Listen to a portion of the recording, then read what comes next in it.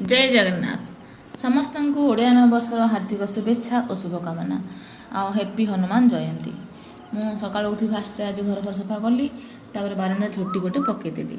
आम से भर आम सार कहली फुल आने से फुल तोलिक आनी। आज आम प्रथम मंदिर पलैलु पूजापाई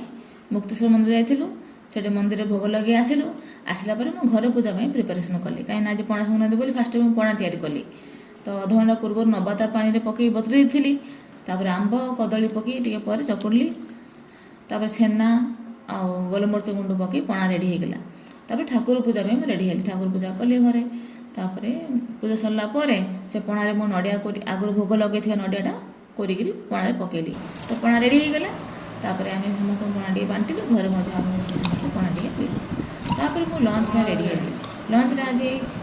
तो भल रोषे संक्रांति बोली बिना प्याज रसुण रोषे है से आम गाँव बिलू मुग आसला तो से देशी मुगर भजा मुग डाली बैगण मुनिका पकई गो डाली कली आउ पनीपरिया सब प्रकार मिसेक फुल बड़ी पकई गोटे घांट तरकारी है काकुड़ी आज तो पाचिला आंब आरंभ है स्टार्ट पूजा तो पाचिला आंब खाइलु आउ